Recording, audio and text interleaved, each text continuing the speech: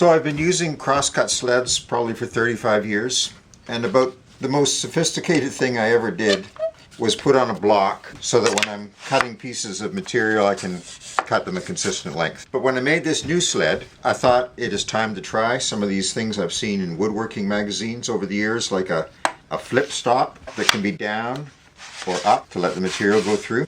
I used a regular hardware store hinge and found that that's pretty wobbly. I don't know if you can see it there. So that's not going to give me very consistent results. So I got some better quality hinges. These are extruded hinges. So there I don't have really any play. And I made two of them so that if I'm making, for example, frame and panel doors, I could have one set the distance for the top piece and the other one set the distance for the side pieces. And there's little magnets on here that hold those up, as well as magnets under here that hold it down so it doesn't swing out like that. I also drilled holes part way into the ends of the flip blocks so that it's easy to grab and flip them up and down.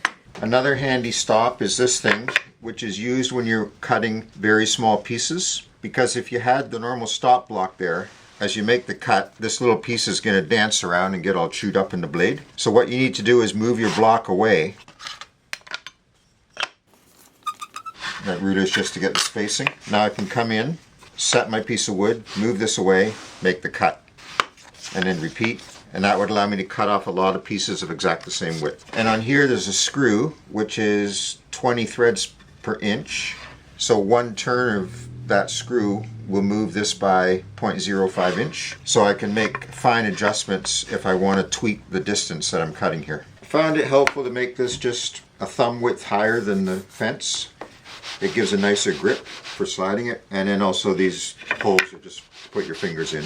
Another handy accessory is extension fences, and for that I've put threaded inserts every 8 inches along my fence, and I put them exactly 1.5 inch up from the floor. And now I can screw in extension fences with these 1/4 20 bolts. These are truss head bolts, and what that allows me to do is put these stop blocks out here. I also put a bevel on the front of that. On my small crosscut sled, I made the height of the fence the same as the other sled, so that any attachments I put on, stop blocks and things, they'll just fit together. And also these threaded inserts, I made the same distance from the base and the same 8-inch pitch, so that the same fence extensions can be used on the small sled as the big sled. And you might be wondering, why would I put an extension on the small sled? Why not just use the big sled? Well, if I'm making, for example, the frame and panel doors again, and they're all the same size, I may want to have this sled set up for cutting the top rails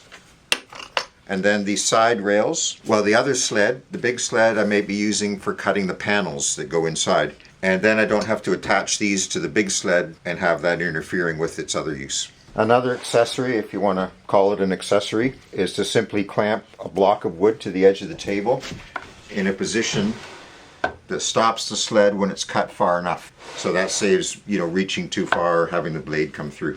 And over on this side you should have a block of wood glued on anyway, so that if the blade does come through it doesn't cut you. Another good accessory for safety is a piece of Lexan screwed to the fences, so that you can look through and see the blade making the cut, but it keeps your hands from reaching in.